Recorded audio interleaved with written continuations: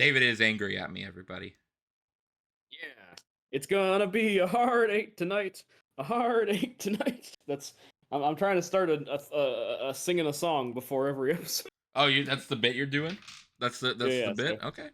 yeah, we'll see if I get annoyed or listeners at home get annoyed and I break it. But for now, yeah, I'm gonna start singing an on-topic song or a pun We'll see if every you time. remember it too, because I will not remind you. I will wait to see if you remember to do it. Good. I mean, But why are you angry at me? Why are you seething with rage at me? so so Tanner is gonna be going in like less than 3 hours, basically, Yep. to a little movie called One Battle After Another, which I am highly anticipating, and I'm seeing it tomorrow at about 1:30 p.m. So almost, 24 hours earlier than me. He's gonna get to see it and have a hot take on it. I am. I Um, am. I am.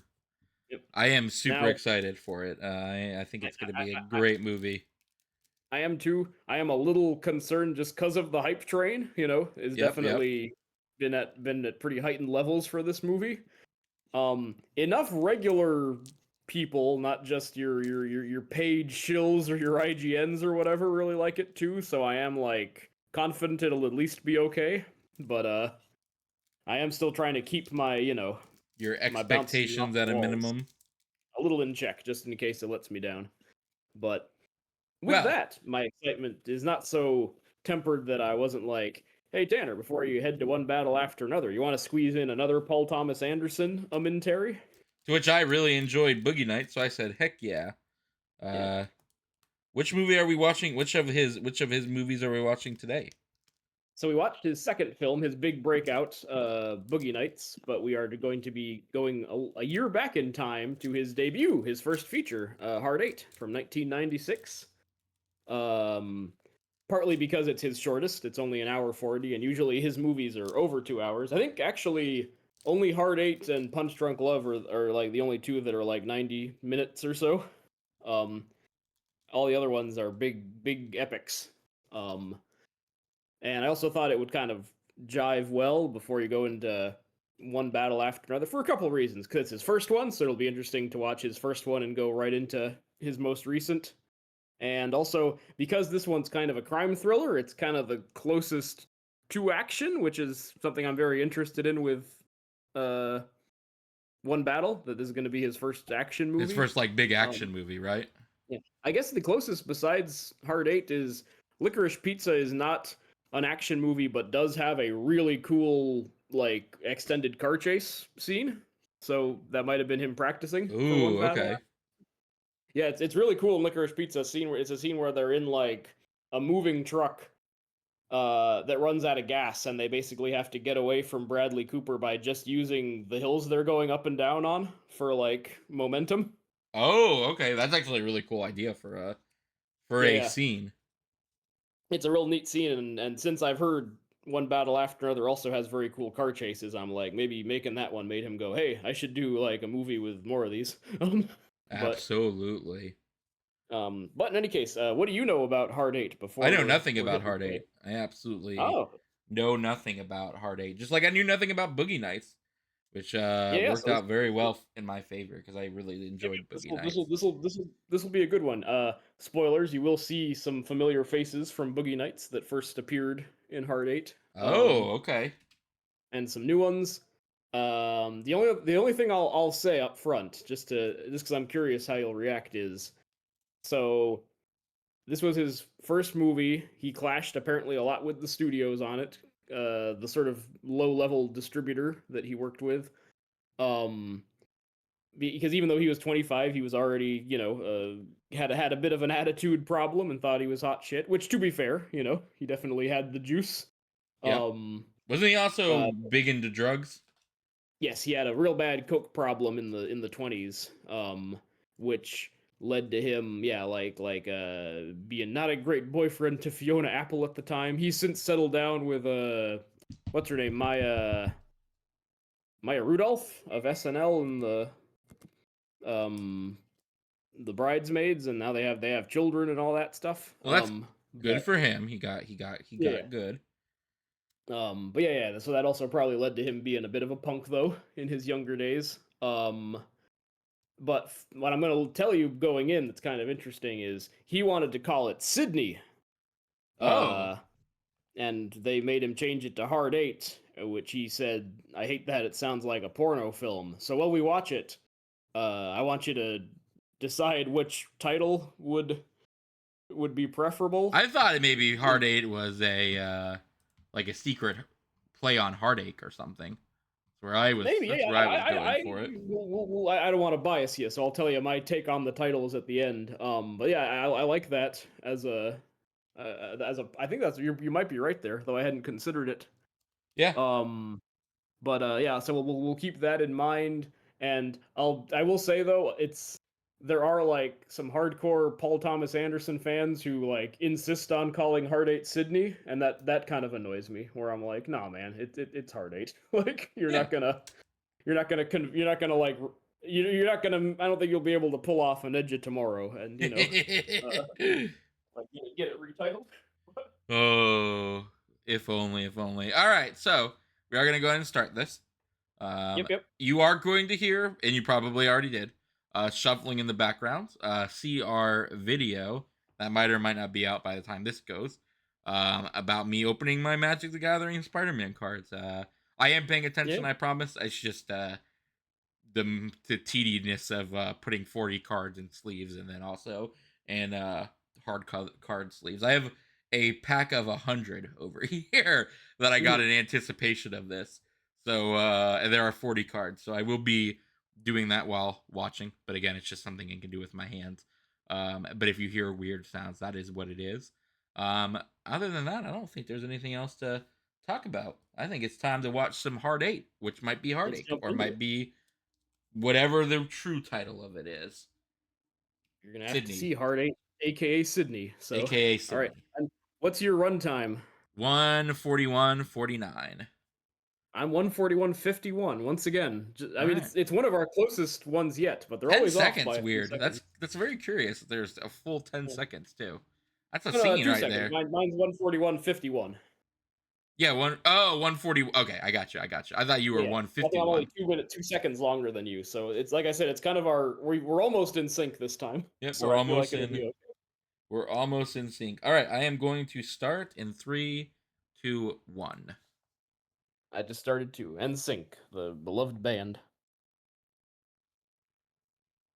All right, this is Samuel Goldwyn Company. Oh yeah. Who probably has been eaten up by somebody at this point. I have to imagine they're on some good movies though. I've seen them pop up before. Um, Reicher Entertainment, I'm not familiar with.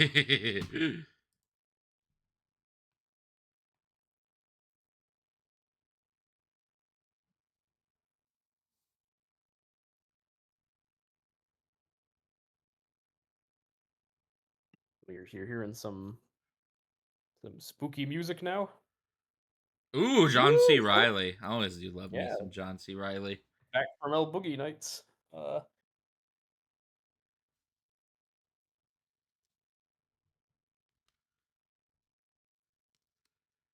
Oh, there you go, Samuel L. Jackson Old Jackson himself. and Philip Baker Hall, who was Floyd Gondoli in Boogie Nights, who brought his weird acne kids and said those are the real people in the world, the future movie stars. And then kept telling Burt Reynolds that shooting on film for porn was dead.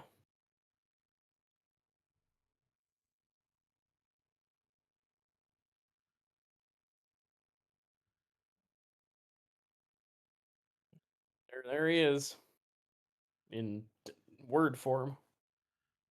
Jack's Coffee Shop.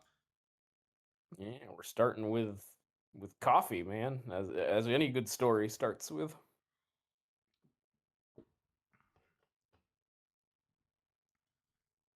Look out, he's gonna get you. He's gonna get you. Oh, and since you're cataloging Spider-Man cards at the moment, maybe we can look at this through the lens of Spider-Man and be like, would John C. Riley have been a good Peter Parker?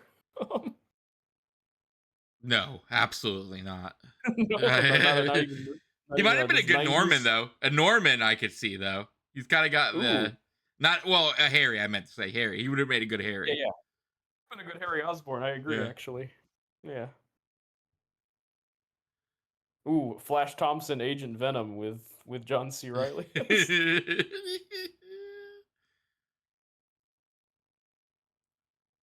I mean, this basically is Norman and Harry, what we're looking at right now. Yeah, it really is.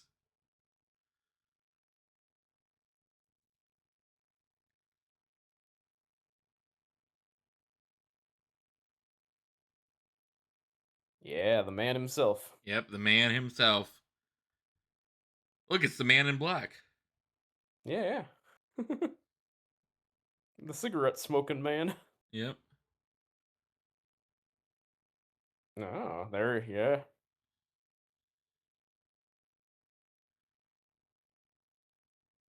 So, yeah, this old timer's named Sydney, so hence the other title.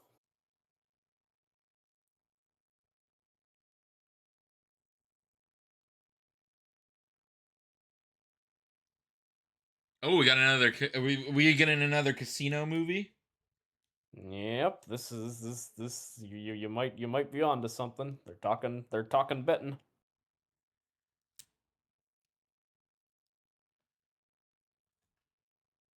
Hard eight, This came out. obviously. No, no, not yet. But this has come out the year after Casino, which kind of makes sense why a first timer would be like, "Ooh, I was so excited about Casino last year. Time to make my own Casino movie." Yep.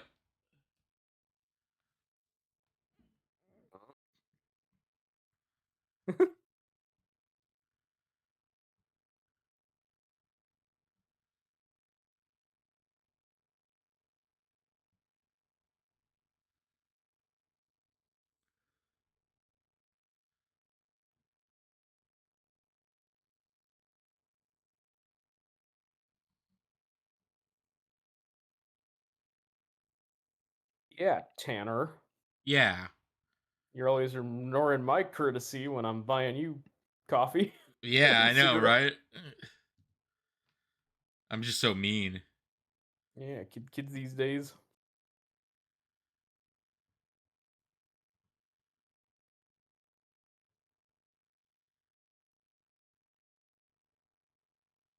For Magic the Gathering cards. Yep. Yep. He's got to buy more Spider-Man cards. Yeah, man, he burned out. He got a bunch of just 50 Genkies. He can't do anything with them.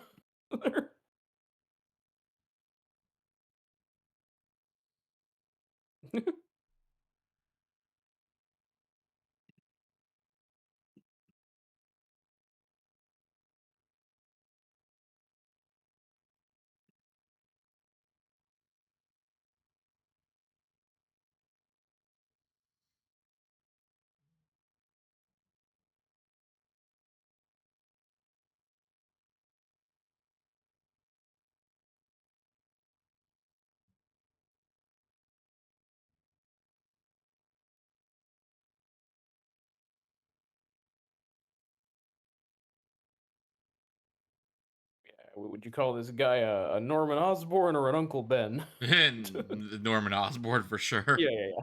Oh no, I agree. He's a very He's warm old. something of a scientist himself. Yeah, yeah, I know. He would be kind of great. Philip Baker Hall going, "I'm something of a scientist myself," Yep. with his slightly southern accent. That'd be kind of rad. Um, yeah, because he is a dude who he's very interesting. Yeah, he's always very warm on screen, but he definitely seems dangerous under Yep. it. He's got an air of quiet menace. Yeah, Not to that's the sound perfect way poetic. of describing it. Yeah, yeah, he's a little bit he's got a menacing vibe even when he's a friendly enough dude.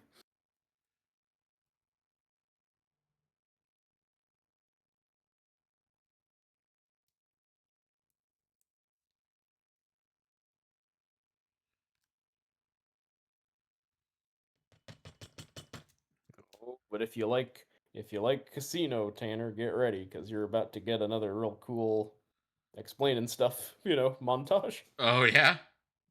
Yeah, yeah, spoilers, but which are some of my ooh.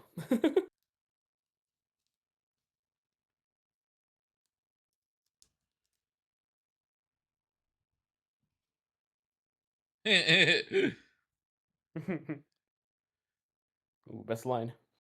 This is the last time I'll ask. Yeah, this line. I know three types of karate. This could just be his character from Boogie Nights. No, it totally is. This is the Boogie Nights He- prequel origin for whoever that guy is, whose name I don't remember. for what's his character's name? Chest Rockwell is the action hero. He plays Yep. Reed Rothschild. That's it. Is John C. Riley in Boogie Nights? Um, Though there would have to be time travel shenanigans since Boogie Nights set in the 70s and this film set in the present day. Well, I guess not anymore, but in the, but I do love that. I'll always remember that from this movie. John C. Riley saying he knows three types of karate: jujitsu, aikido, and regular karate.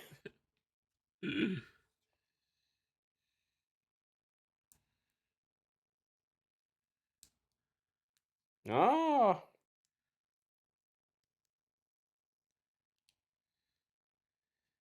It's funny how many movies there are about like I'm gonna assume this is a movie about card counting and blackjack. It's funny how that always seems to be like the go-to. yeah. You'd think like because it's not the most cinematic in theory because you're just sitting at a table, like pushing like chips around and drawing cards. But for some reason, yeah, I guess that's what makes it fun for filmmakers because you get to like shoot the hands on the cards and the spinning of the wheel. Yeah, there's well, some. cinematography wise, yeah, I mean, it does look very. Yeah, yeah. I feel like casinos are definitely, yeah. You would be like tempted to shoot there because it's like, ooh, all the fun I can have with the flashing lights and shiny, things. Yeah, man, he's gonna teach him how to really run Vegas.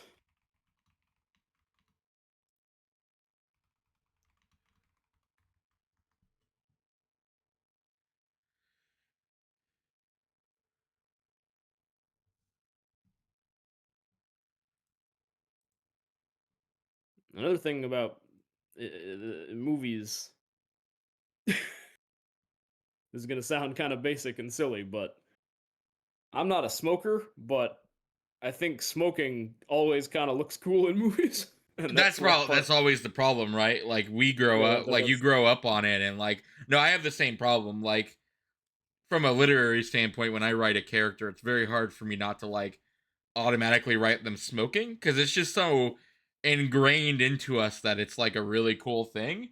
It's yeah, yeah, really hard to like shake that like that in reality it's actually really gross. yeah, yeah. It's not. It's something you kids at home. This PSA from Multiversal Archivist: don't smoke. It's a bad Yeah. habit. It's expensive. It's unpleasant to those around you. I don't mean to be a. I'm not a moralist about it. Like I don't think you're a bad person, but just I don't recommend it. And Um, I'll give it to you straight, kids at home. You stink when you do it. Like I can't sugarcoat it for you. Um, you can always but tell a you're the bad smoker is cop a in this smoker. situation. Like Yeah, you're I'm the not bad a. cop in this situation. Like you can try and gussy it up as much as you want, but no, you stink. I mean that with the best of intentions, but know, Yep. But again, yeah, like that's the paradox where I'm like but movies not a make it fan of really this, cool. Yeah. not a fan of it in the real world, but yeah, man, it always looks kind of cool and cinematic and sexy, and the smoke always makes like the cinematography a little cooler. It's I never want people to stop smoking in movies, but Yep. I hope one day maybe smoking will be like laser beams, like they don't exist very much in the real world, but they're all over. All the Marvel movies have a death ray or something. Also, that flashback of him explaining why he doesn't use matches because his pants caught fire at random once while he was waiting in line for a movie. Damn, the music is really nice in this. Yeah, yeah, he was. Yep. Again, kind of practicing for Boogie Nights with its wall to wall cool needle drops.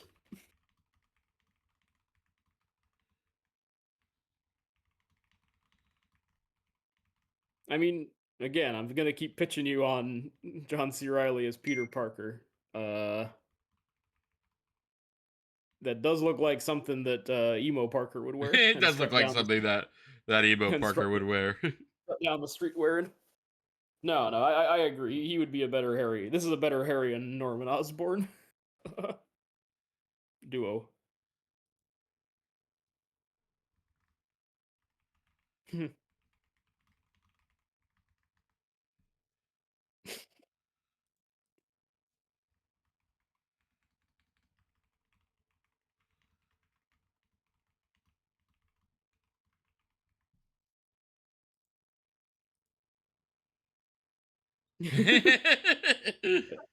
I do like how his nervousness kind of makes the cover story actually like work. Like you're like, yeah, that guy sounds like he's a fidgety, gambling addict. Yeah, he's either on drugs or he's nervous. Yeah. Oh,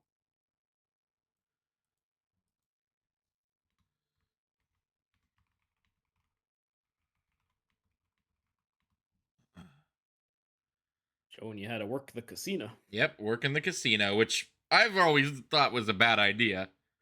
Yeah, especially after watching Casino, where Yeah. Robert De Niro will break your hands with the hammer in the back room.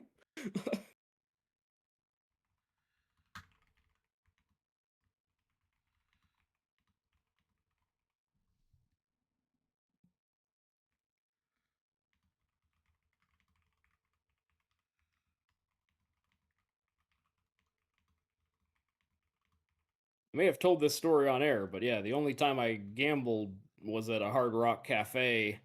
I was taking a buddy of mine who does stand up comedy to an open mic there. Yeah. And since we were hanging out in the casino, I was like, let's put some quarters in there. I Um, and didn't I pulled the slot like twice and ate shit twice, and that was the end of my gambling adventure. so I am too much of a tightwad.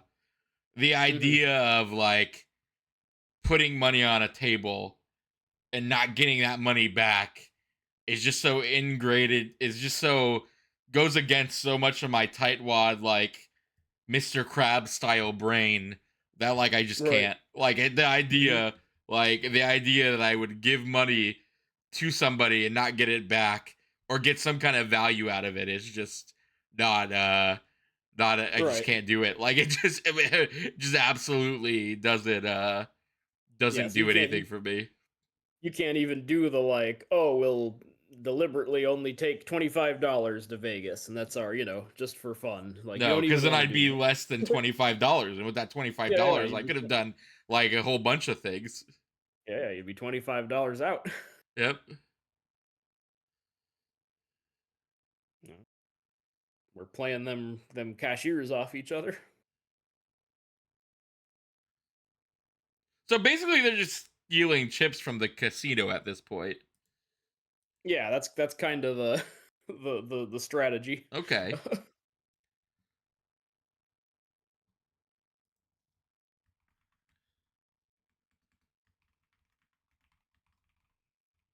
Cashed 150 first, then 200, so 250. He's only spent $20. So he's just Surely somebody is gonna.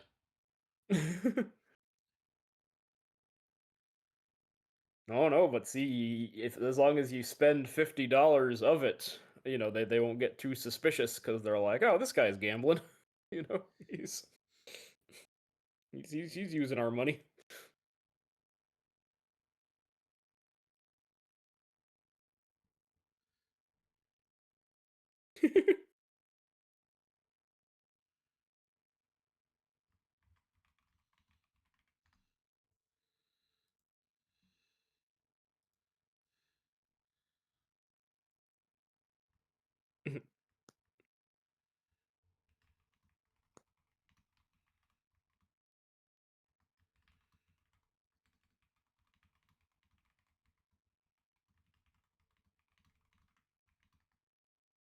To be fair, I guess this seems like a fairly underrun casino. Yeah, Like right, this is right. so maybe that's also part of the trick is like, you go to a Chuck E. Cheese or whatever, so you don't get on anybody big's radar. I would do this but for the Chuck E. Cheese tokens. Yeah, yep, yep. And I guess he won technically, so Yeah, yeah. So on top of that, he won on top.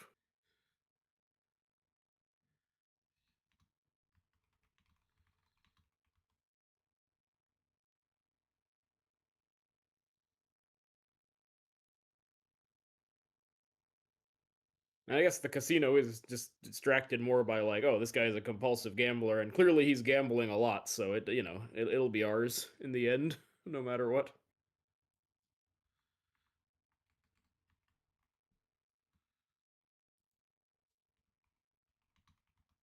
do you is there any card games you particularly like? Are you No, I actually don't even really know the rules of poker. I've always like uh, wanted to try just because it seems like something as a manly man I yep. should get into. But similar to sports, just have never like something about like card games. Don't I guess the closest is solitaire, which tells people I'm a lonely man. I will play solitaire a lot.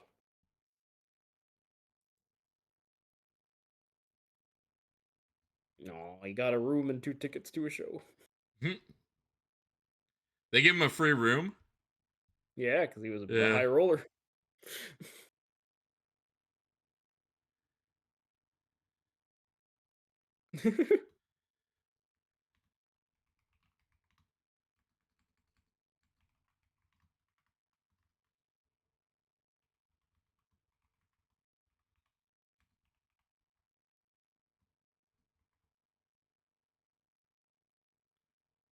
Hmm. You just told me that I could. You dropped me here.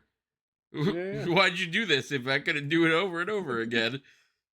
Well, he's trying to instill in him some ambition. It's like making, because he's now a father figure to this guy, so he's now Yep. like, this is like the equivalent of like, well, have you thought about college? You got any, hopes and dreams?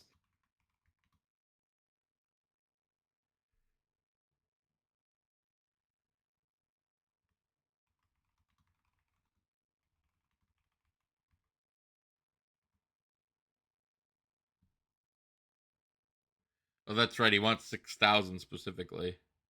Yeah, yeah, for his mom's funeral.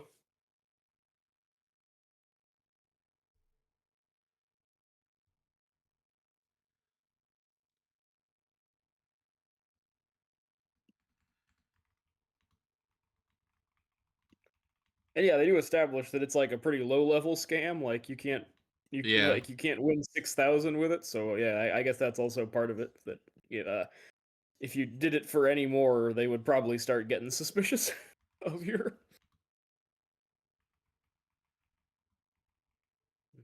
card sharking ways. Of all the places to steal from, a casino would be like one of my last. Yeah, yeah, I know I agree. I know movies have probably glorified that, but like I don't know, man. Casino people Yeah. seem like they're like the scariest people to deal with. No, I've watched too much.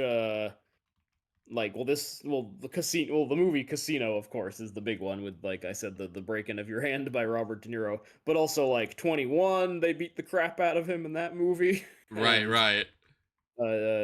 Twin Peaks: The Return. They're pretty mad that Dougie won, and the evil casino guys are gonna get him. Oh wow, 2 years later. Okay. I guess this Yeah, isn't yeah. his. Guess this isn't his quest to get his mom buried.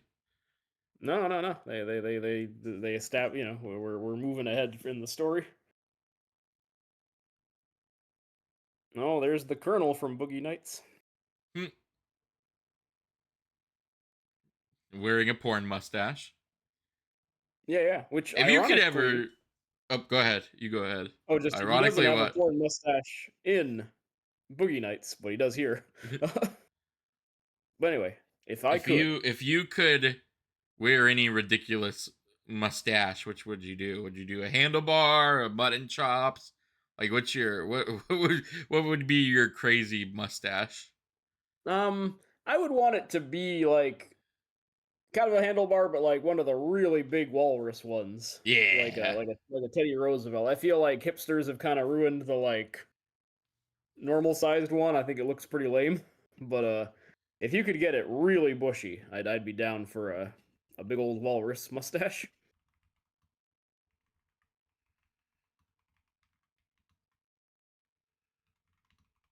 Oh, there's our Gwyneth Paltrow. God, look how young Gwyneth Paltrow is. Yeah, pre Goop Gwyneth Paltrow. Yeah.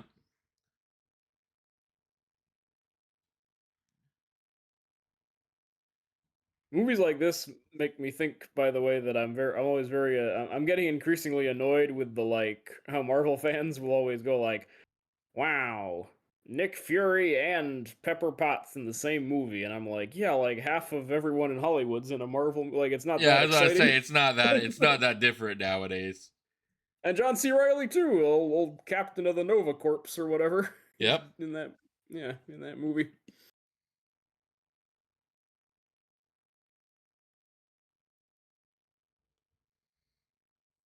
I don't think, yeah, Philip Baker Hall never got to play. He would have been an okay Norman Osborn. He would have been an okay Norman Osborn. I don't think he's in any of them. Which honestly, good for him for keeping out of that morass. Oh, there's our boy. Yeah. Old Nick Fury himself, because that's all Samuel L. Jackson can be remembered for. Yeah. Wow. Oh, Nick I'm sorry. Fury and I'm mhm. sorry, Mace Windu. That's what everybody knows him as. Mace Wow, Windu. Mace Windu and Nova Corp guy in the same movie. We're keepers of the peace, not warriors, Tanner. Oh,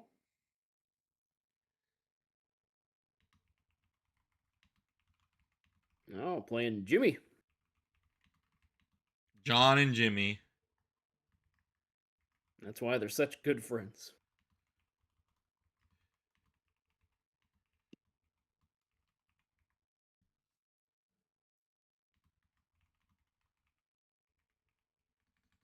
Is my card sleeving? Can you hear my shuffling? Or No, is I it can't. Okay, good. I'm trying to Yeah, be I don't think semi-quiet. so. Anyway, maybe listeners can perceive it more or something, but I've not been bothered even the once by it. I'm too engaged by the story of the Hard Eight man. Oh, hey, you bet the Hard Eight for 1,000 and you passed Hmm. it for two. There it is. In a game of craps, a hard eight is a dice roll that results in two fours adding up to eight, and it's called hard because it's a hard way to get eight, as opposed to a five and a three or a six and a two. Mm-hmm. Look at that. You do know things about cards. I'm just reading. I wrote that down prior so I could You remember, because didn't even I look it wouldn't have up. been able to recall that from memory because I don't know much about the gambling. So it's not actually a card term; it's a craps term where you're rolling them dice.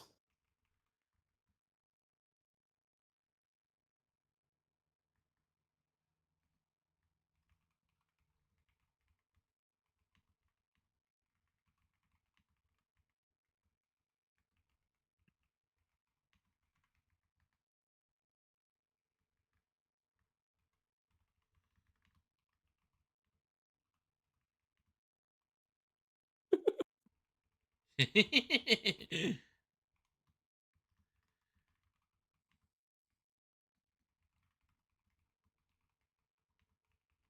getting some good Sam Jackson yelling stuff in this movie. You didn't see. I know this is what we were just complaining about, but I have to imagine I know the answer to this. You didn't see any of that Secret Invasion miniseries, right? No, I didn't watch a single episode of Secret Invasion. God, it is something to watch in a horrible way. And look, man, I think we're being overly cautious because you know what? that's how we do on these commentaries. We talk about whatever we feel like, and sometimes they end up being Marvel movies. We're not going to issue an apology for being off topic during Heart 8, listeners. No, but look into our Yeah, yeah. please look at our Running Man commentary for our one and only apology, which would turn out to be not an apology. No, no, no. It But also was Overlord only is, 5 minutes too, which is even more funny because we couldn't even be bothered to keep up the mhm. bit for more than 5 minutes. Yep, yep. I really was like, nope, time to talk about other I things really again. think the Running Man commentary, the Running Man movie might be our worst movie. Commentary? Not our worst commentary because it is I funny mean, how at least much. But like in maybe. every other movie we've talked about, we've at least had something to say about it. Like, we really hated Rebel Moon, but we still talked Yeah, about it yeah. for 3 hours. No, no, Rebel Moon, we stayed pretty on task. Almost Invisible, of course. Though not a fantastic film, we were definitely pretty entranced Oh, by it. Almost Invisible was fascinating too. So Yeah, we it were had that as well maybe going for it. maybe Venom: The Last Dance, but like we were also, at the end of a power hour for that one. So that one doesn't fully count because we weren't. We were barely Really, coherent. I yeah. went and napped after that. So I think The Running Man I prefer as a movie to Venom: The Last Dance. oh no, like it's definitely not the worst movie we've ever seen, but it might be like our like in terms of commentary, it was the movie we checked out of the hardest, I think. Maybe I Venom would the Last Dance might I be would, just yeah, but slightly again, above it. that one was helped by our drunkenness. Like, Yeah. Running Man, we checked out with sober, Yeah. which is a little tougher. Um, but to go back to the movie, we did see that there was some tension between Sam Jackson and our boy Sydney, because Sam They don't Jackson like was each talking other. about how hot the waitresses are in kind of a skeezy way, and he was kind of like, "Hey, settle down." They hear stuff like that, and Sam Jackson was kind of in a more polite way saying like, "Fuck you, old man. Like you're not my dad. You don't tell me what to what I can or can't say."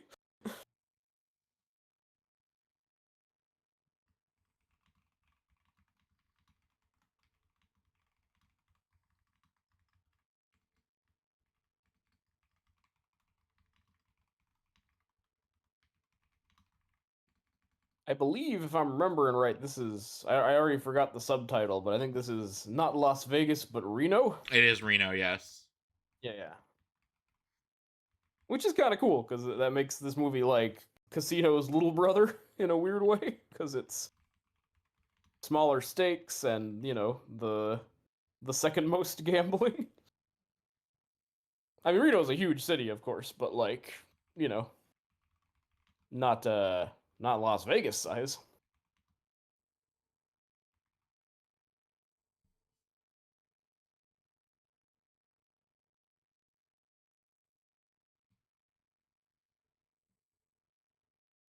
Hmm. I had to look it up because I was curious. But yeah, yeah, Las Vegas is the 24th most populated city in the United States. Reno is the 78th most populated city.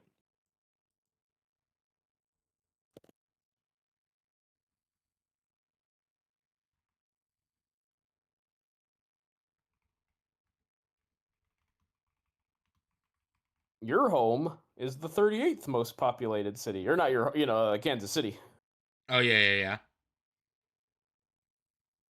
Your I your would your imagine uh New your York's got to be number 1, right? Or Yes, I'm Cali. looking at it now. New York number 1, LA number 2, Chicago number 3, Houston, Texas number 4, which is kind of surprising, but makes sense. And then Phoenix, Arizona, that's weird. That's number 5. Interesting. Yeah, Phoenix, Arizona beats Philly at number 6. And of course, our buddy Jacksonville, Florida is at number 10. Jacksonville is so weird because Jacksonville, when I visited, it always feels like just a suburb, but just like a Godzilla-sized suburb. Like it's like Mega City 1, but only like residential neighborhoods. That was kind of the vibe I get from Jacksonville. Like,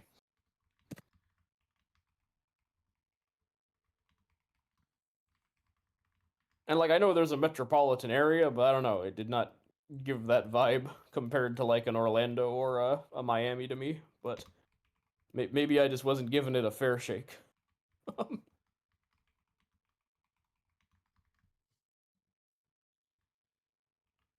Gwyneth Paltrow has a lot of bills to pay, by the way. Wow.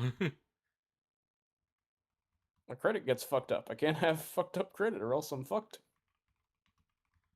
do you do you I'm not gonna ask you your financial I portfolio, but don't really want to know. Are you in credit card debt? do you find yourself the kind of guy that worries about credit? No, because I don't super entertain any idea of ever owning a house, kind of. Yeah. So like, yeah. I mean, I mean, this is we'll stop it there because this is starting to get into like, hey, what's your PIN number, Tanner? Around the horn, everybody. I was gonna ask you your credit score, but I was just curious if like credit was like, because you know, if you remember, we grew up kind of like, oh, credit is this big Yeah. important thing because it was very much of the early 2000s. But nowadays, I'm like, Mhm. I don't. I mean, fuck it. If it gets paid, it Yeah, gets paid. If it doesn't, somebody will come after me eventually. yeah. I'm kind of I agree. I don't super fret about credit again because like I feel like it mostly manifests as like, don't you want to have a house? I mean, and of course, like I don't want bad credit. I'm sure it would come with a lot of negative consequences. But yeah, I agree with you. I'm not really like it's not one of my big worries.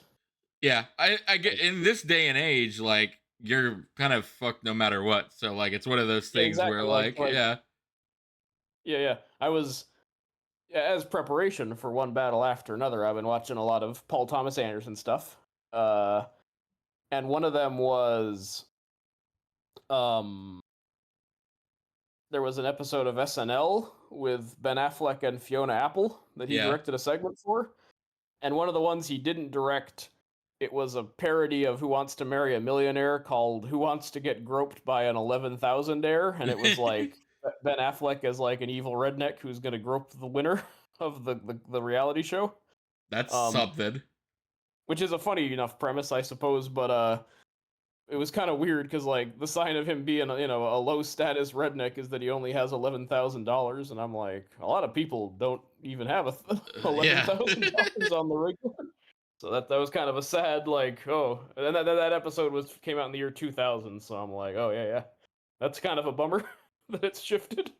That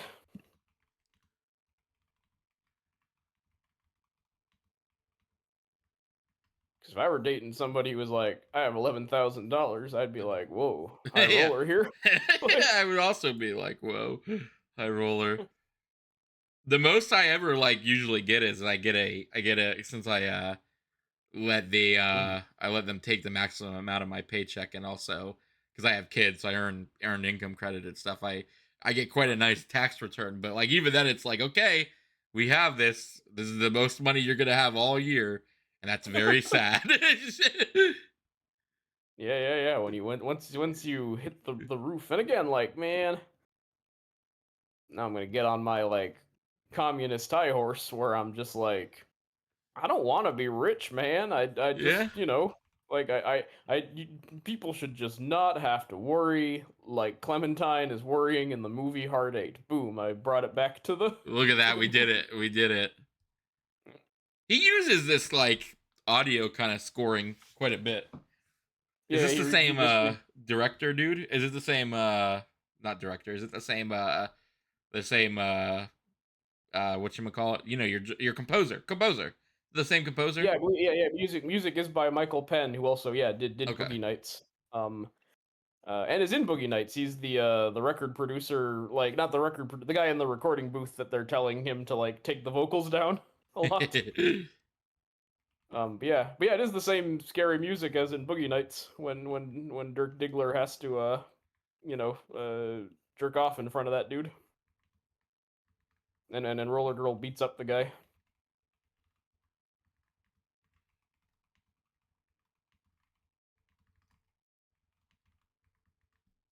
So thankfully, this is subverting our expectations because Sydney has no intentions of being a creeper in this scene. even though she was expecting that he had ulterior motives for bringing her over.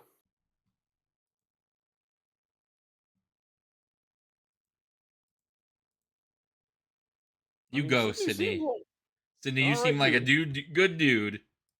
Yeah, he's just helping out these poor young people. I mean, you did bring her to a hotel room, so Yeah, yeah. So I I can don't know why I you're can I don't know why you're that confused about the question. yeah. Then again, he's being nice at least. He's like, no, no, no. Like I can understand why you would think something like that, but no, it's wrong. Oh,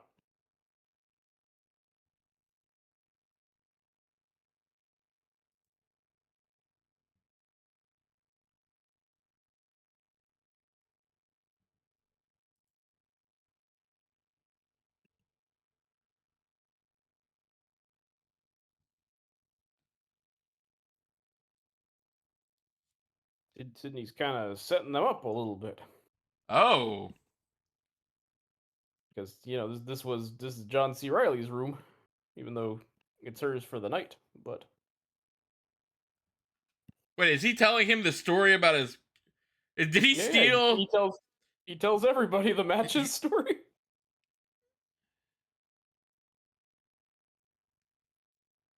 I mean, it seems to work. She looks charmed by Yeah, him.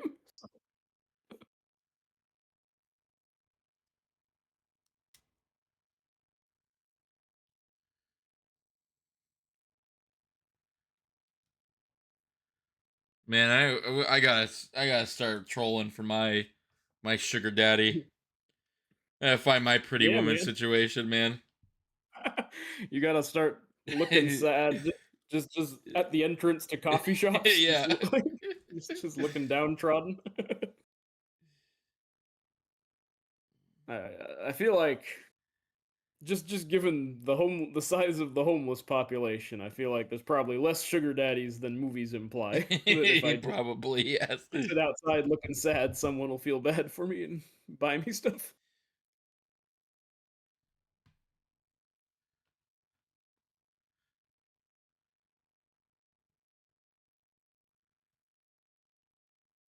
No, he's gonna explain the another scam.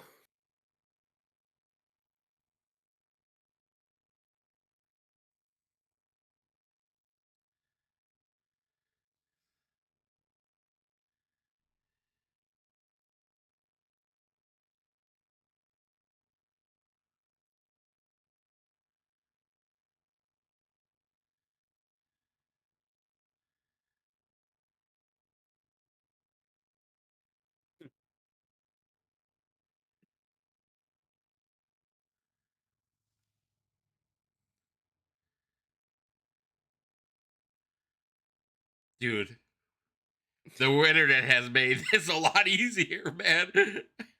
All I have to do is type in a URL. I don't do that though. Listeners at home or the FBI if you're listening to this. We're on the straight and narrow. We don't. Even though I think on the perhaps on the commentary we a previous one we may have said otherwise, but we That was an imposter. It was all yeah somebody emulating us.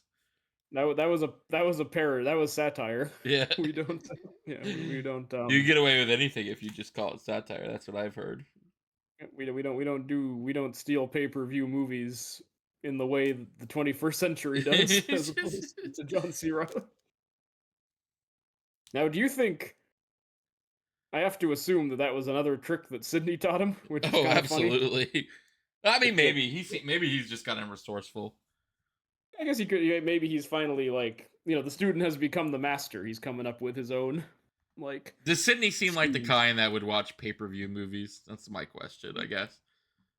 Not really, because in the beginning, yeah, like John C. Riley's like when he wins in the room, he's like, you want to stick around? I have pay per view movies in a mini bar, and he's like, no thanks. Yeah, I think he seems too professional to really. He's a bit of a De Niro in Casino in that, like, yeah, he's a guy who is a successful con man, but doesn't actually seem to enjoy it too much. Just kind of does it out of a not a compulsion, but like because he's not figured out another way to live. Yeah. I mean, we'll keep watching, but yeah, He'll be in the I don't get sports the book. He's in the ooh, sports book.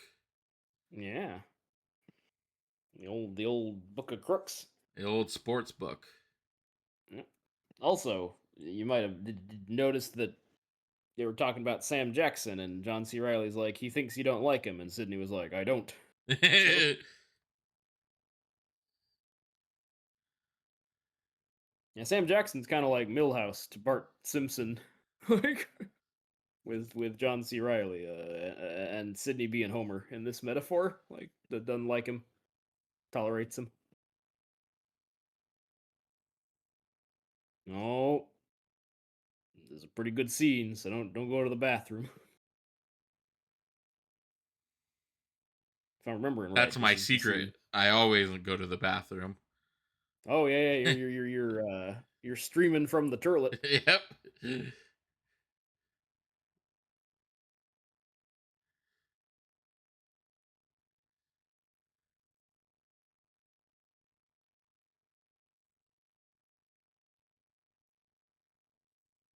Yeah. Oh, there's our boy.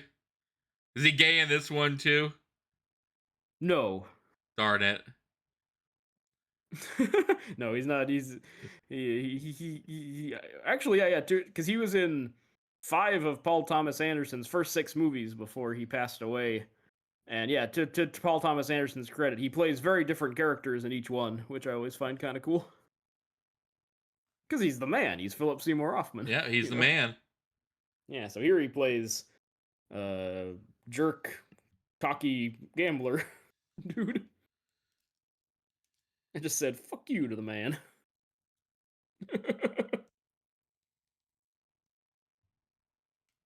Fun, fun. Is there is there a scene like the end of Boogie Nights in this movie? Are we gonna get another like holy cow random music thing? Not so much, actually, if I'm remembering right. There's not as many like needle drops in this movie. It's actually mostly the moody music they play a lot. Yeah, yeah, nothing. Yeah, like because the Alfred Molina scene, I would say, is like Paul Thomas Anderson's like first masterpiece scene, like where Yeah. you're like, oh, this guy's got like the juice Yep. in a real way. Yeah, yeah. But there's some cool stuff here. But yeah, I would say temper the expectations. Nothing quite up to that sister Christian into Jesse's girl into 99 lift balloons from Boogie Nights.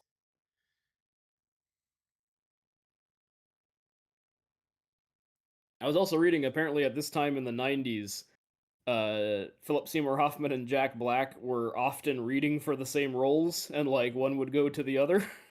um, God, imagine that alternate universe.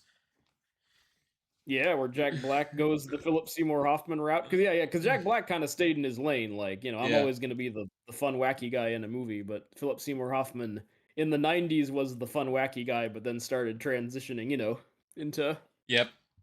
more like impressive, actorly type performances. Yeah, always Jack Black is always interesting to me because I like I've said before, that dude I think in an alternate universe was like even more of a really something in a different way than he is in this universe. Yeah, I agree. Like Jack Black could have grabbed like for some real power, but I sort of Yeah. admire that he's just like, no, I'm just doing this for fun for the most part. Yep. Like some occasional more dramatic stuff, but not really. Like he never really went down that path, or even like yeah, like you say, like to being a legitimate rocker, he probably could have pulled Yeah. off if he'd wanted to. Yeah. Or even just like one of the greatest vocalists of the generation. The dude has just such range. Yeah, And yeah. it's His and his it just old is all ever used for one thing, and that's just for comedy, which is very interesting to me. Uh, but yeah, but now the Philip Seymour Hoffman scene's over. Yeah, I just want to say like real good like performance in that scene because he goes through like a whole arc because he's Yep. like, a really rude, obnoxious, cocky guy, but then he starts getting mad that he's not getting a rise out of Sydney. And then at the end, he kind of has developed a weird respect for him, says, I want to buy you a drink as he leaves. Yep. And all just in one scene, which is pretty awesome. And all the time, Sydney is just glaring at him, being like, this guy, this this young upstart, yeah, this punk.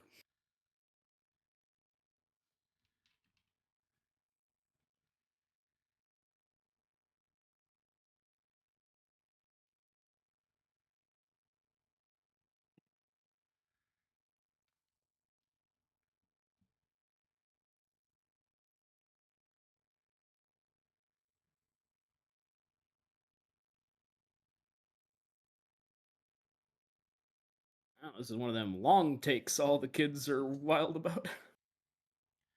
Daredevil, man. Yeah, yeah, That's the the license to whole Hulk. reason. Have you What? ever Hmm.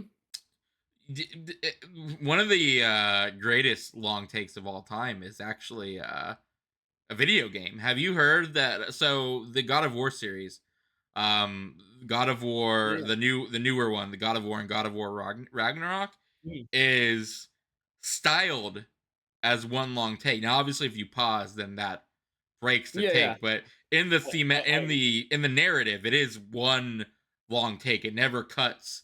If he like yeah, transitions to a new scene and stuff, it like plays out. It's very very good. I did not know that. That's kind of interesting. So yeah, it's like supposed to be one unbroken action. Like he is just fighting straight through in real time Yeah, in like it that game. starts and it does take place over like Mm.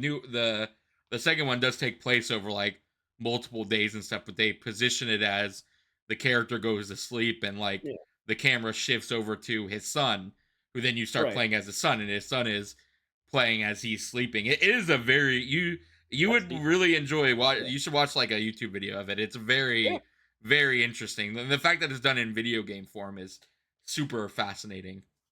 Yeah, I'll check that out. I mean, I guess it's kind of like what I was thinking while you were describing it is like, well, I guess like that's true of a lot of games technically. Like like I feel like Super Mario World, that level is one take, like when you run through World 1, Yeah. like that's one take.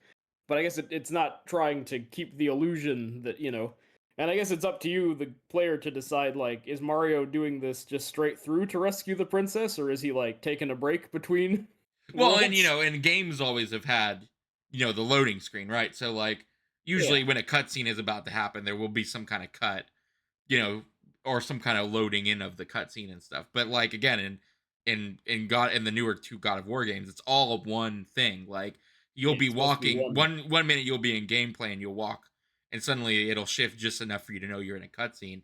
But Yeah. the game itself never cuts or changes like camera Right. angle or It's like anything like trying that. to it's like trying to do a 1917, how that movie is, supposed to look like one long, Yeah. like run across the no man's land or whatever.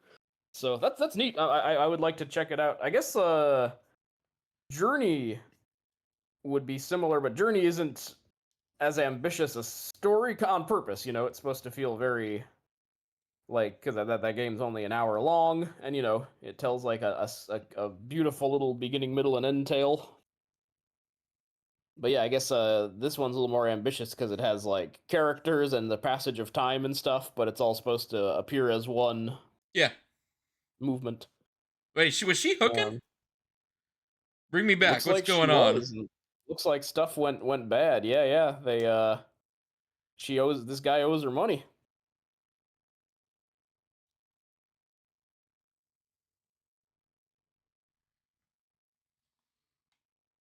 I mean, I think he's dead here.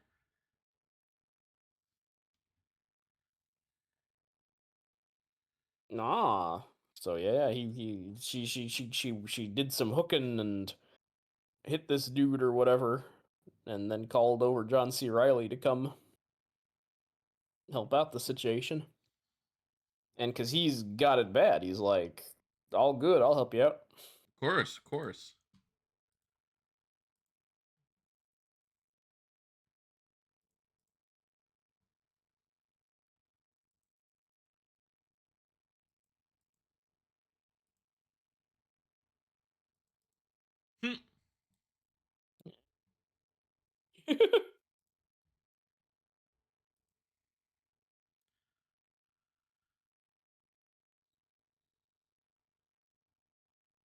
Who else? Hmm.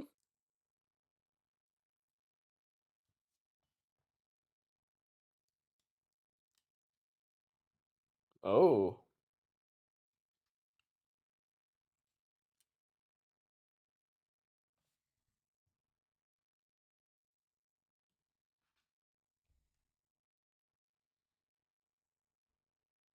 not a great situation.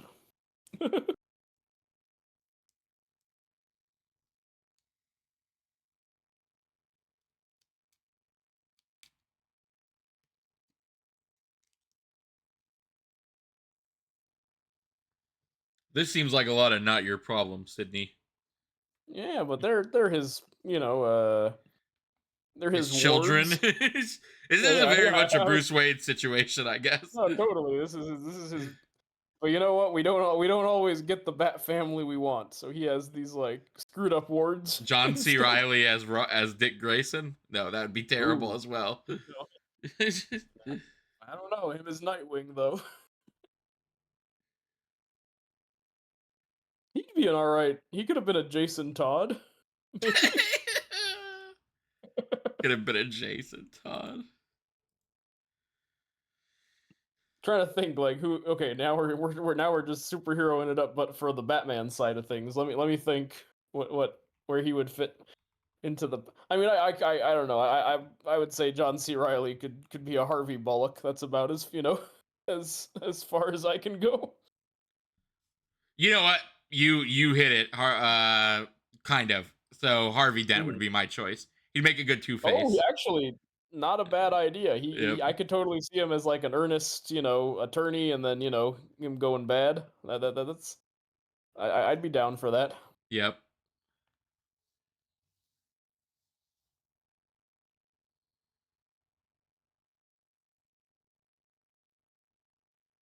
Oh, uh, oh, he forgot to mention that Sam Jackson is also aware of this situation. I don't like that Jimmy dude. Yeah, yeah, as we know. Now, wait, are you saying I as in Sydney, or you, Tanner, don't I like as him? in Sydney. Yeah, 'cause I like Jimmy because he's played by Samuel L. Jackson. So how could I not?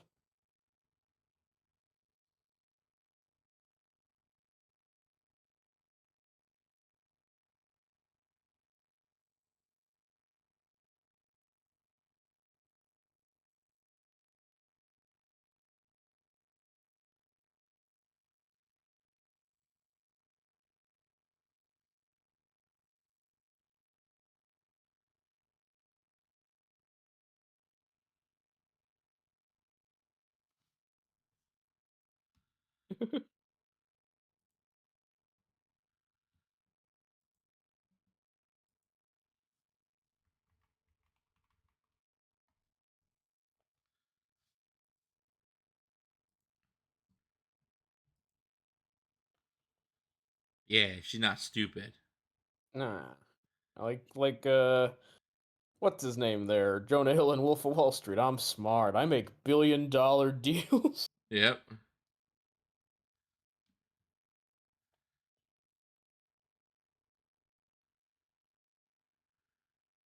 Ooh, he called her a mean word because he's kind of rightfully a little annoyed that he's Wait, hanging out what? in this. Huh? She's my wife. Yeah.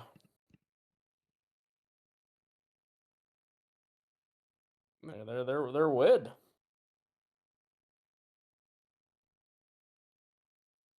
I think John C. Oh, Riley's got some anger issues. yeah, man, that's big bad Harv coming out Yep. of the. That's what I'm saying, man. Yeah.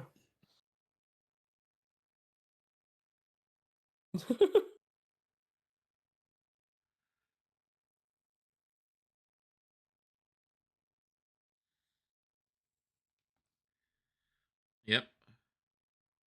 Mhm.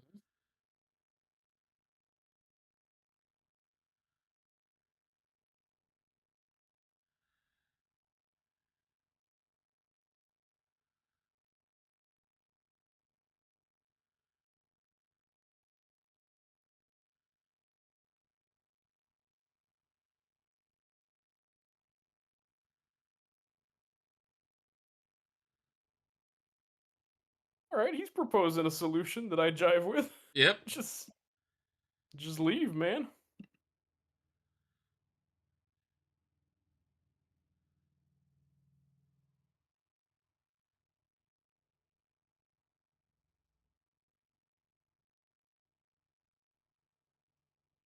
No, he's pulling the it wasn't my fault. She just disappeared and did it. I didn't want her to say no later on. Oh man. Oh,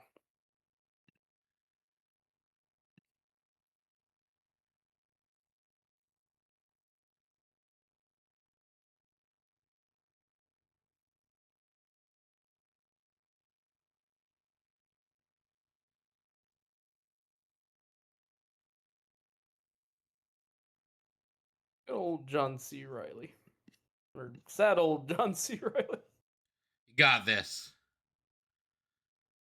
Yeah.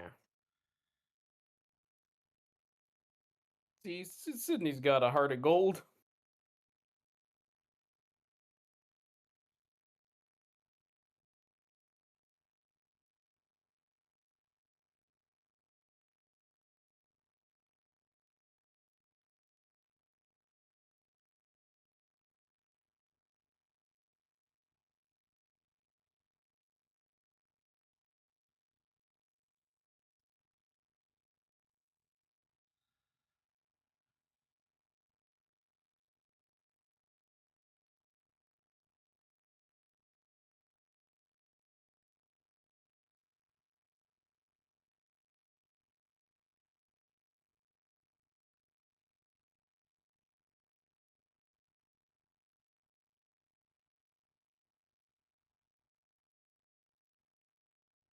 It's a matter of principles.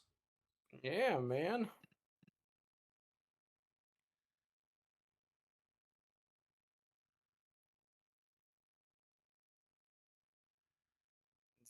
She's not being the rational. Yep.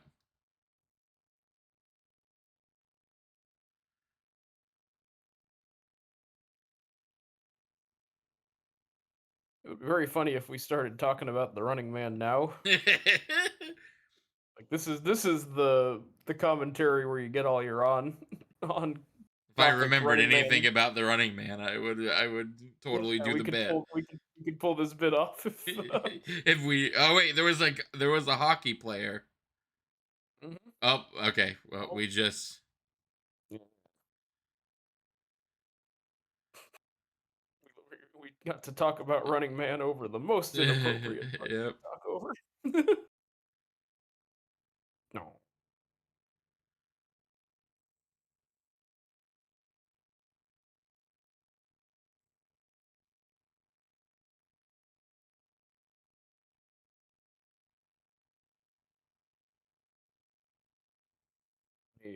maybe This reminds me a lot of Heat.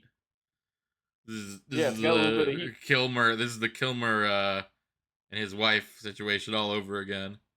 Totally, yeah. Only I think Sydney's a little gentler than De yeah. Niro doing the like. You will give him one more shot. After that, if he fucks up, I will personally set you up somewhere. Like when he's ordering her, like, no, you're staying with Val Kilmer because I Yep. need you to.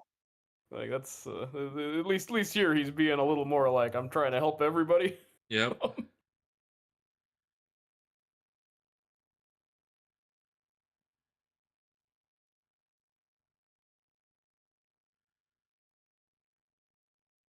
And there's not a. I guess the unconscious dude is the equivalent of Hank Azaria in that movie, Yep. who got mixed up with her because she's got a great ass.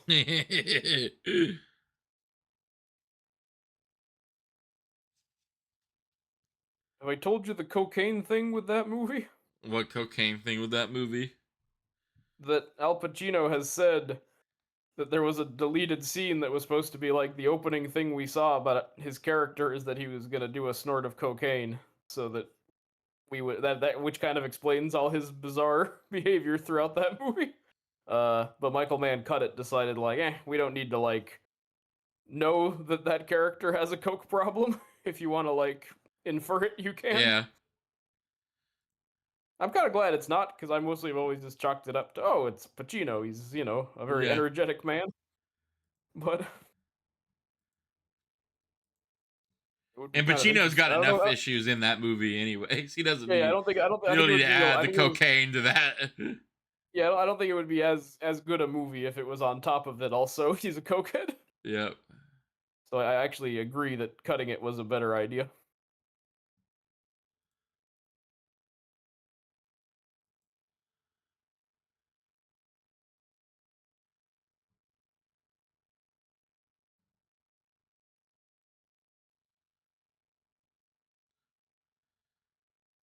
This Jimmy dude, he Oh, really just yeah, yeah. We're heightening the tension because Sydney's like, oh great, a guy I don't like and don't really trust is also like yeah. off screen somewhere and knows what's going on here.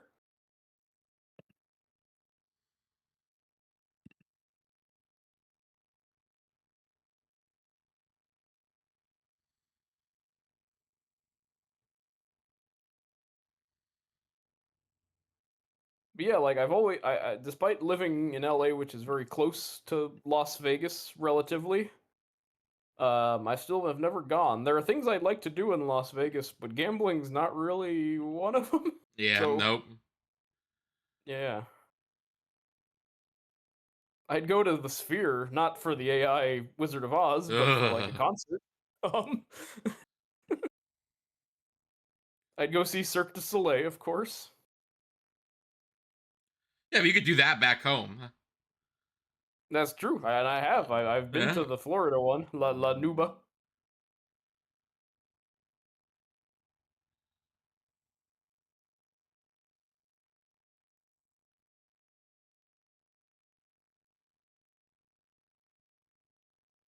And I'd drive around and look at the bright, shiny lights.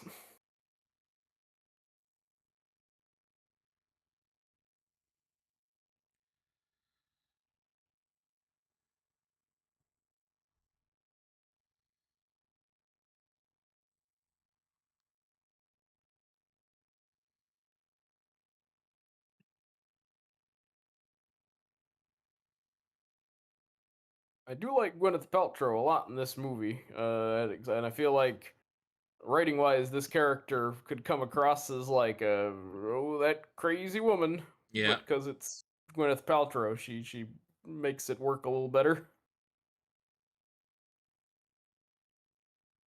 Yeah, she's super embarrassed by doing this from doing this Yep. wacky stuff. Yeah.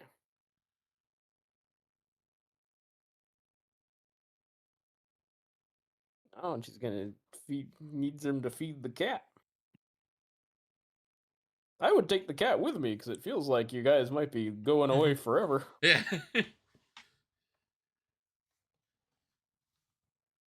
Aw.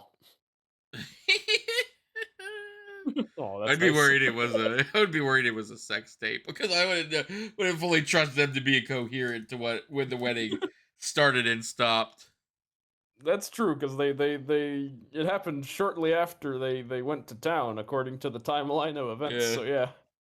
Though I guess that could also just be post kinds of kindness. I'm forever mistrustful of tapes and movies. Like, oh no no something sinister's on that tape.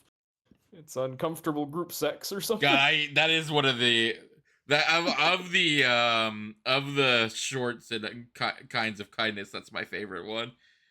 Mine too. Yeah.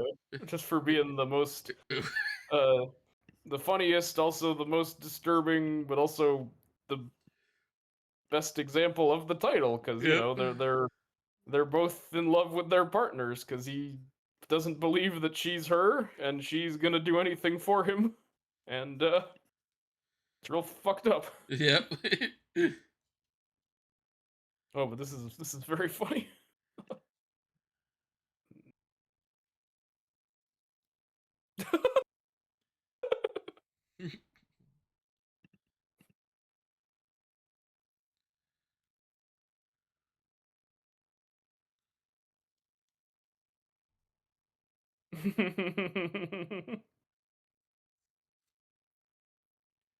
John is very, very, very much an idiot. It's amazing this Yeah, guy has survived as long as he has survived.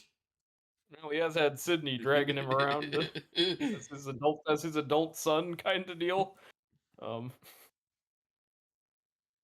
I'm kind of with him though. He should, even if you're on the run, like I don't want to go to a place I've been to before. That's boring. Not everybody can go to Acapulco like Austin Butler. Yeah. Oh yeah, like your future commentary caught stealing, by the way. Gosh, yes. That's such a good movie. Yep, that movie kind of ruled. Just a good time, actually. Yeah, like that. That's one that now that Yeah. it's been a few weeks since I've seen it. I'm kind of like getting the itch of like, I kind of want to watch it again. Yeah, no man, it is a very enjoyable movie. And if you're not prepared for it, it will legitimately like shock you too. Yeah. It's both like it is what the trailer sold it as, but like the trailer leaves stuff out that you could be blindsided by, as we Oh yeah. discussed. Yeah. Like I don't think it's false advertising. It's more just like, oh yeah, the things they didn't want to spoil can upset you potentially if Oh you're yeah. thinking it's gonna be something else. And provide a lot of subtext to the movie as a whole. Oh yeah, make it a little bit of a deeper and sadder thing than I was expecting. Oh, he threw that gun in the sewer drain, Of course he did. which is the move. They'll be back in like 2 days because they'll have ran out of money, Yeah, or they'll one of come them will have crawling done back. something stupid. Nah, I think this is the growing up moment of John C. Riley. He's followed Sydney for 2 years at this point. I'm sure he's picked up all his pay-per-view scams. He can he'll support him by stealing cable. Aw, they don't want to get divorced, none. What an interesting movie. Not a bad movie, just like I just realized there's only like 20 minutes left and it feels like not a lot has happened. Yeah, it's very like it's a crime movie, and the stuff will happen like momentarily, but like relatively speaking, it is more just like I wonder what like we're just kind of watching Sydney and being like, what kind of guy is he? Like, why does he do Yeah. what he do? Yeah, and he stays so far kind of mysterious to us.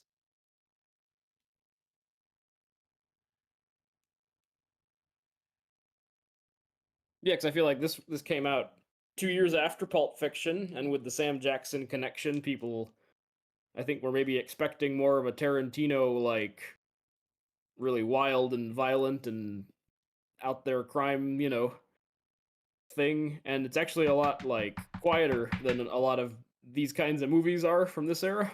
Yeah, right, right. Yeah. Again, it's more about like watching Philip Baker Hall like seething at Philip Seymour Hoffman being a jerk from across the table. Why don't you have some fun, old timer? Some fun.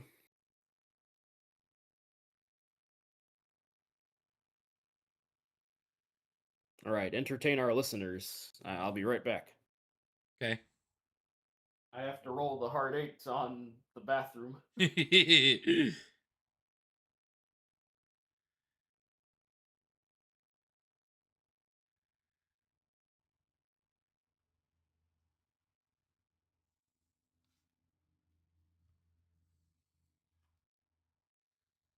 Oh.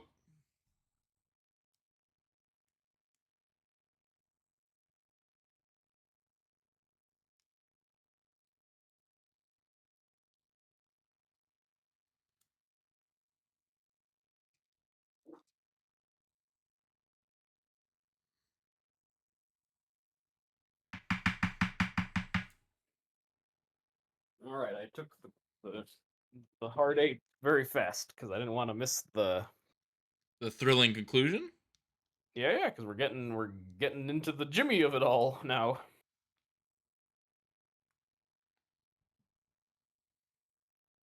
This is a cool shot. Look at that light in front of him.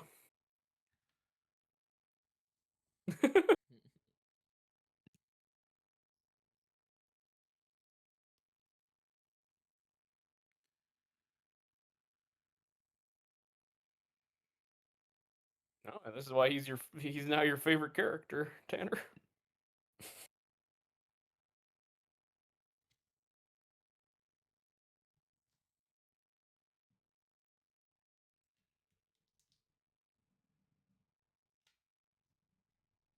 I would also be like, "Hey, can you put that out, man? I don't Yeah, yeah, know." that's what I'm saying. Like that's why Jimmy's now your favorite character because he's the Yeah. only guy talking out against smoking even a little bit.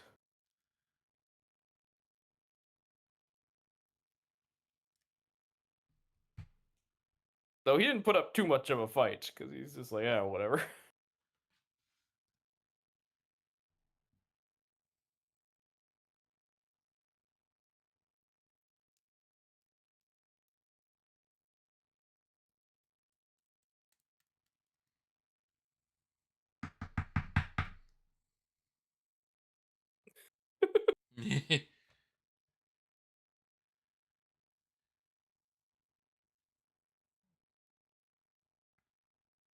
Well, there you go. Problem solved.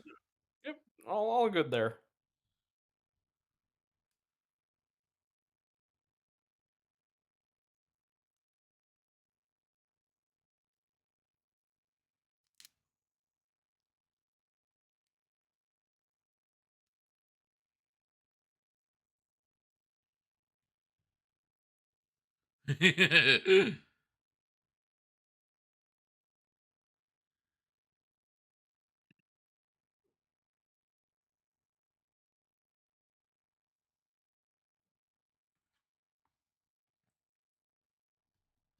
They're both kind of professionals in their own way, Yep. you know.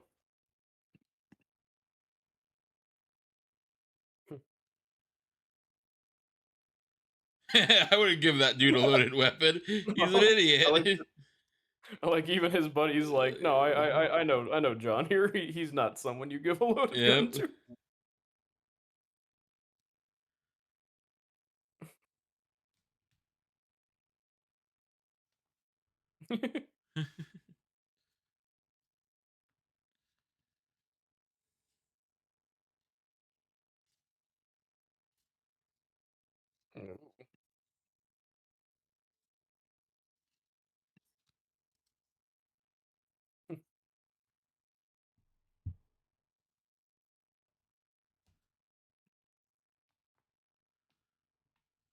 Everybody's calling him an old timer.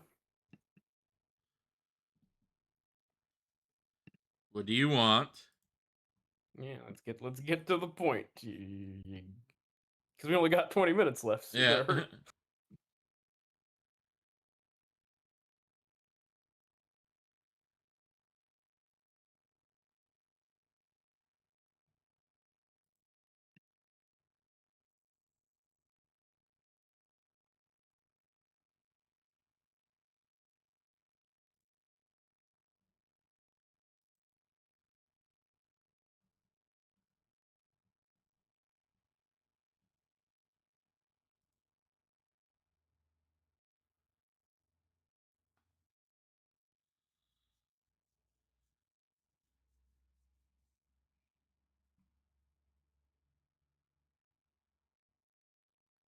Mm,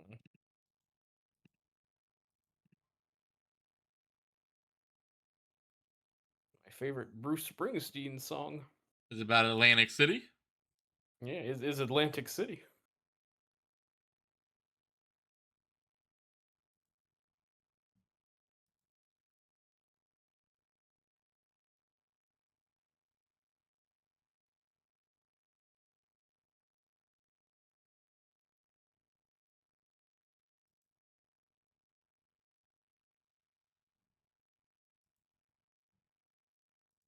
Eh.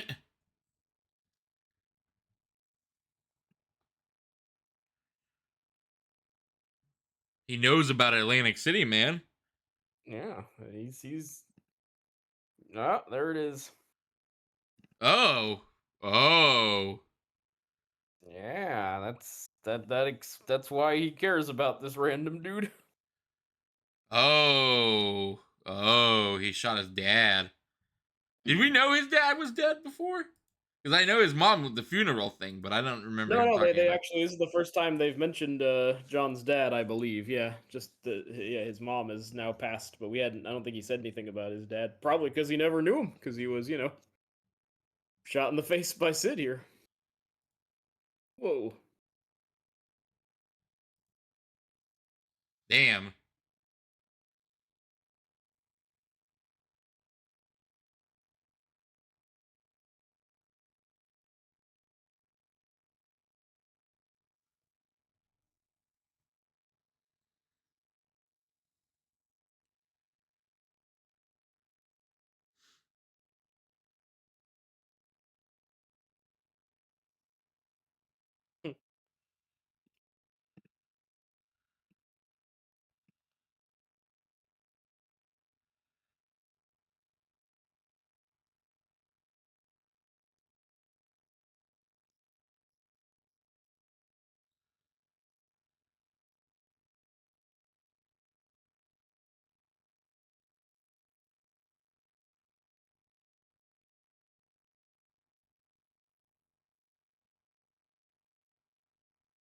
Earlier, he was telling him, "I can't get you $6,000 to Yeah. join." I mean, I assume that's probably he probably doesn't have that much money overall, but I imagine he has a little more than he's letting on. Oh Is yeah. kind of the vibe I'm getting.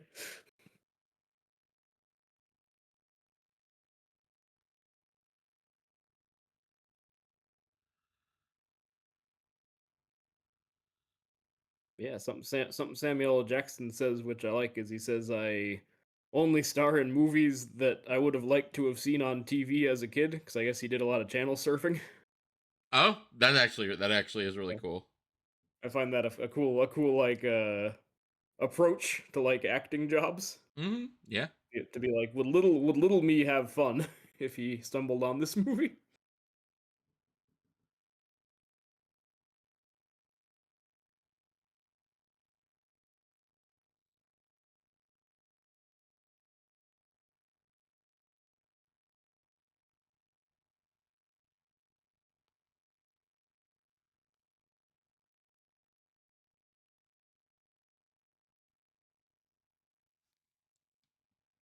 I guess Sydney, though a badass, is not like a Jack Reacher type, No, no, like no. you would have expected his like CIA training to come in and he would have like disarmed him in one, flip of the gun or something. But no, no, he's cool, but he's not that cool. No, no, no. He's not cool. Yeah, he's not Arnold cool, or Well, he's not Arnold. nobody can be Running Man Arnold cool. Exactly, he's Yeah. not. He's no Arnold in the Running Man.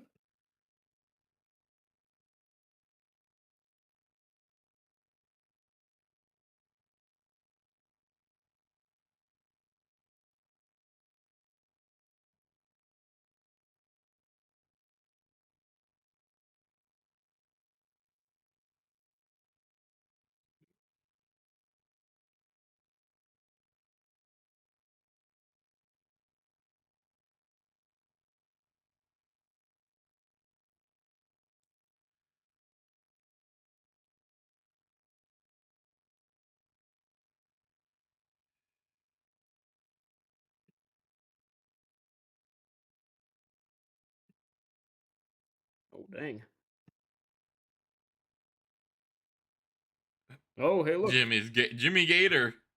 and Floyd Gondoli. Now Floyd Gondoli is the character he plays in Boogie Nights, and Jimmy Gator is the character he plays in Magnolia. Oh, Fun really? fact. Yeah, so that's kind of a neat line in retrospect. 'Cause it's like, oh, he built out the Philip Baker Hall universe, and this movie says that all these old timers get together and talk. So other Philip Baker Hall characters swap stories around a bar about Sydney.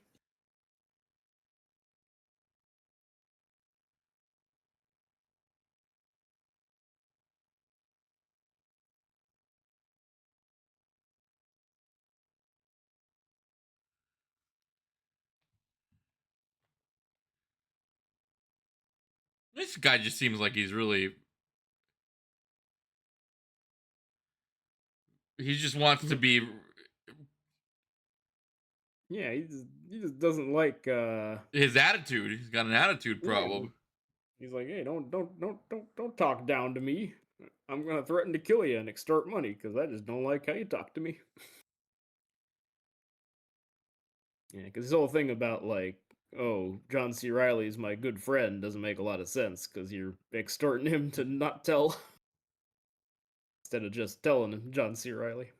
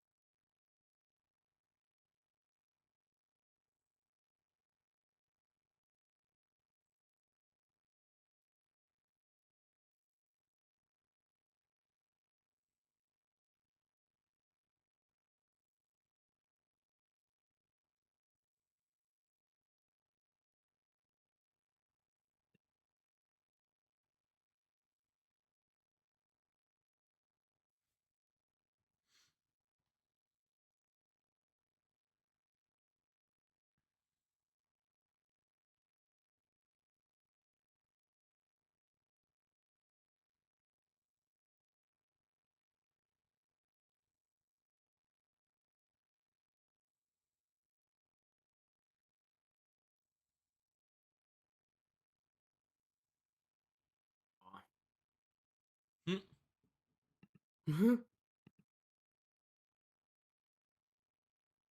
Oh, he's coming up. He's being open about it.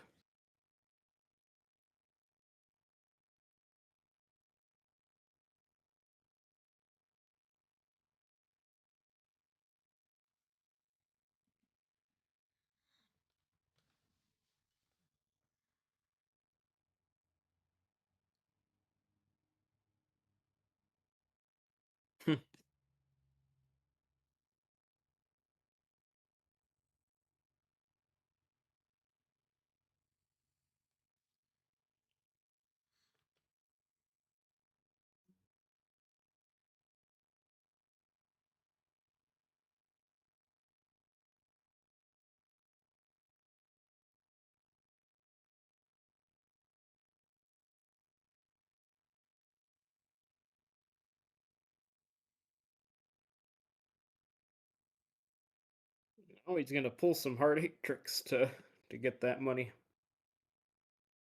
Why not just give him the money here? Doesn't. It doesn't matter. Just he's a secretive man Sure, sure. that Samuel L. Jackson.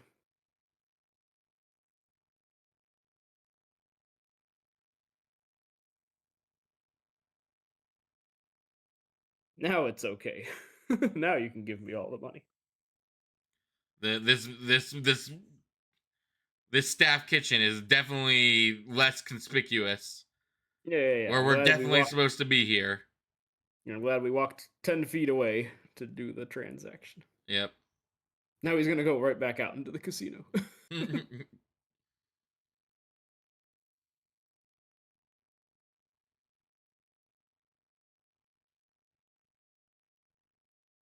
Oh, there's his son.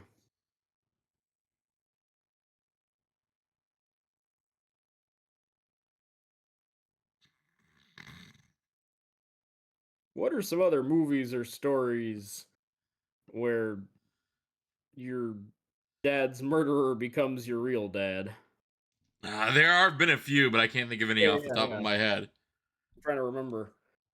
I remember. Well, there's one, but that'll be a future commentary, so I won't spoil it. I just remembered, and I've heard that that anime, the Vinland Saga, the Viking one. Mm-hmm. I believe that's the premise. Yeah, he wants revenge for his dad's murder, but the guy becomes his mentor of sorts. Over the course of it. So that's two. It's a good. I might have to look at Vinland Saga. That's actually a pretty good premise for an anime. Yeah, yeah, yeah. I've heard it's quite good, but yeah, I've never gone down the rabbit hole on it.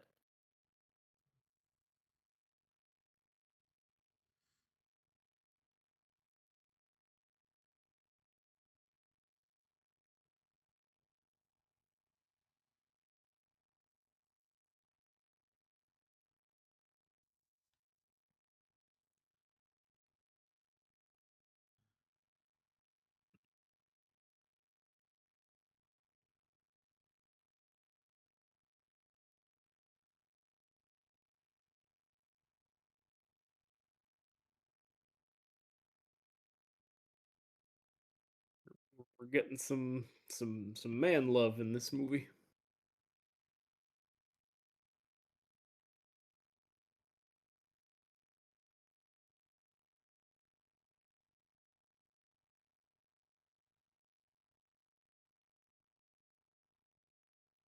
Uh, Oh, how oh, touching. yeah.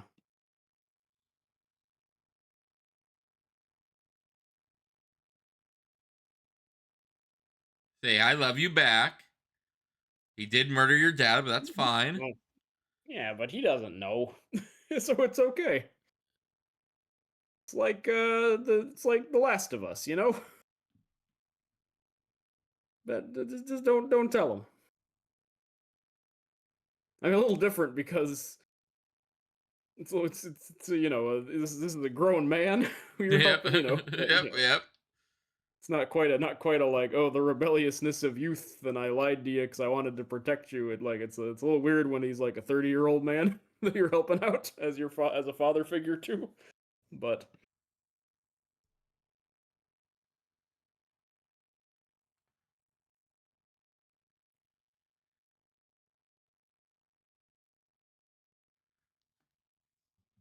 But also, you know, 30 is the new 20.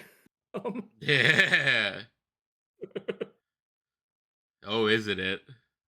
yeah, yeah. I mean, I never wanted it to be, but it's just Yep. look, man. I think our generation stays arrested development longer than we're supposed to, and it's not entirely our fault. Which is But so funny because, like, it I is, the minute I was of age, I had to be out. yeah, yeah, yeah. Nowadays, you got You people were, who live with their parents, and like, it's not even something you make jokes about because it's just like, well, that's what we got to do. yeah, Like, man. And look, I think, yeah, yeah, yeah. There's something to be said about the idea of having to go out in the world and make your fortune. Um, is also like kind of a trick to by the man to extort yep, more money out of you because you'll be away from your financial help. Um, I think that's not untrue, but also, yeah, man, you also sometimes just gotta be like, I'm out of here. yeah. This is I would I no longer have to be around these people, so I'm, you know, Well, taking full advantage. you got to live, you kind of got to live like the last of, I guess the not maybe not the American dream, but like the dream, right? Because like the idea of like, all right, I'm gonna pack up everything and move to like my dream Across the city, world. yeah, Yeah, across yeah. the state to my dream city is just not really a thing anymore. A lot of people don't get that chance to do No, that. it's tough. And I definitely like, you know, there's a lot of complex feelings that arise Yeah, from it because it's like, yeah, maybe, you know, might well, maybe the other one would have been the easier route. You know, like I'm happy and all right now, but yeah, I'm definitely, I often think about like, would I have done it the same way? Who knows? yeah. Like the whole idea of I'm gonna pack my bags and move to New York City is Yeah, very yeah. much a '90s thing that I can't imagine is a thing nowadays that a lot of people can do without like No, a the setup is, real good setup. yeah, yeah. You gotta be real, relatively well off, and yeah, yeah, yeah. But yeah, in the '90s, it was a sitcom premise. That's just what you did, you know. Yep. Because like I You forgot also this. moved cross country, but it wasn't necessarily by choice. It was by necessity because the two Yeah, yeah. places It was. the place I was in at the time was way too expensive, and Florida is definitely way too expensive. So like Yeah, it was a necessity, not a yeah, dream. you were priced into your corner of the world. Yeah. But hey, you know what? That's where Superman lives, so Yeah. it's okay. It's got a silver lining. Yep. No, I wouldn't have You- changed like the price difference is enough for me to be like, nah, man, I'm happy where I ended up because like fuck wherever everybody else ended up because the rent prices are just crazy. it's no joke out there. Yeah. I don't know why I made a pun on the snow, It's like Jack just Frost. no joke. He's chilling and killing. Aw. Sam Jackson found love.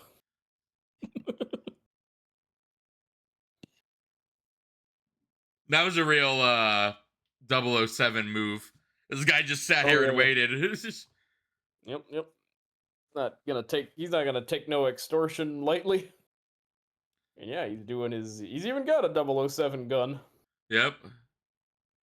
with the big old silencer on it.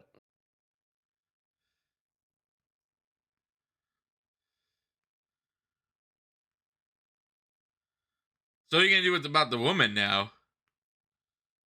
We'll have to see what kind of man that Sydney is. Yep. How cold blooded is he?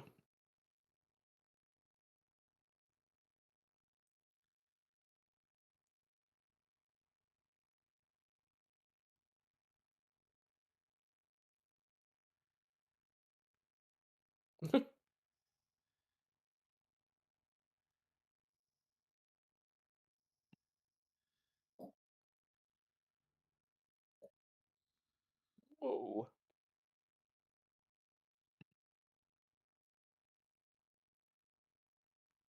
All right. See, All right. he's a he's a kindly man. I wonder if he didn't notice Sydney if he would have just gotten impatient and been like, I'm shooting the lady. Like if he was clearing his throat but still not getting Sam Jackson's attention.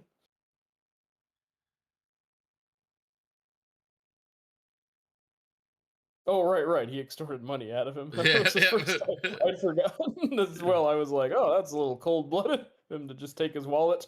But it's like, oh, no, no. He's just grabbing the money that was his.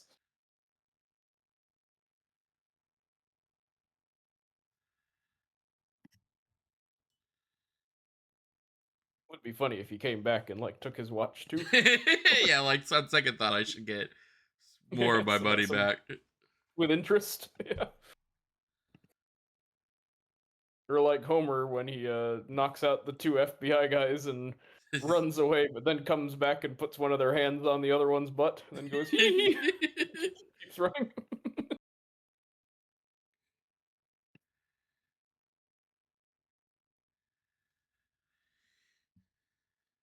There goes Sydney into the night. Woo! nope. Setting up the sequel. No, I'm kidding. Would the sequel be titled Hard 8? It would be called Hard 9 instead. Ooh, Hard 9. Yeah, Yep. yeah, yeah. Or I guess it could be in the way like First Blood and then Rambo. It could have been Hard Yeah. 8 and then Sydney. They could have finally called. I will So say, I do think Sydney is actually a better title for this movie. yeah, because it is This like movie is about Sydney. definitely he is the man of the hour. I don't mind Hard 8, I will say, but I definitely yeah, like I see why Sydney would be a oh, got that blood.